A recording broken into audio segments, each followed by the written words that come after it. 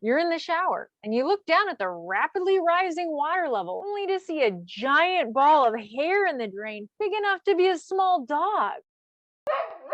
This is exactly what I was thinking about 4 months after I had caught COVID-19. And the worst part is that my doctor didn't even seem to care. Unfortunately, hair loss isn't a particularly urgent problem for doctors. Since then, I've seen far too many friends in my post-COVID support group frantically asking if others are having the exact same issue. And for hair loss prevention advice, I decided to make this video. I will go over the COVID hair loss in 3 parts: what it is, how long it's gonna last, and ways to fix your hair loss. Part 1, what it is.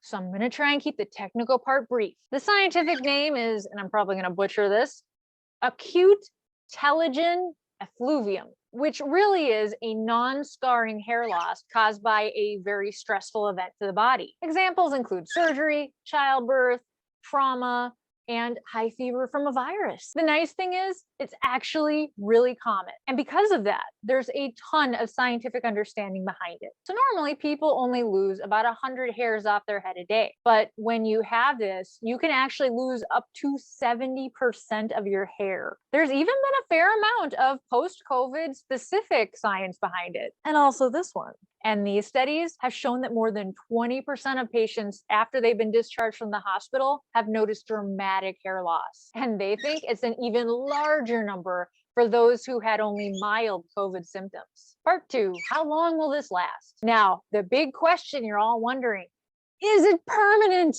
According to the many sources I found, post-COVID hair loss can start between 1 and 6 months after you've caught COVID. A lot of them agreed it usually is the most noticeable after the 3rd month. The good news is that for most people, it resolves all by itself in around 6 to 9 months. The bad news is that hair needs time to grow. So even though it's starting to regrow, it probably won't look normal for around 1 to 2 years, depending on how long your hair is. And for some, it can even cause a change in your hair texture, like making it go from curly to straight. I couldn't find any information whether or not this ever resolves. Special note, if your extreme hair loss lasts longer than 6 months, go see a doctor. The thing is, it might be caused by something other than post-COVID, like nutrition deficiency, a hormone dysregulation, a thyroid issue, or even an autoimmune disorder. So you need to go to the doctor specifically to get certain tests, just to rule those things out. Part 3, how to fix the hair loss.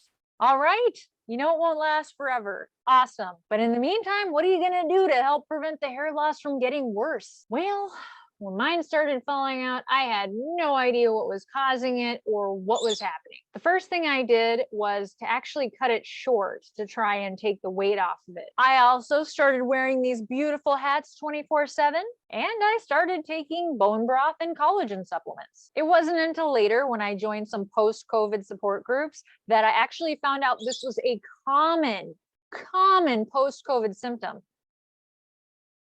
Success seems to vary person to person, but here are the things that helped the majority of people the majority of the time.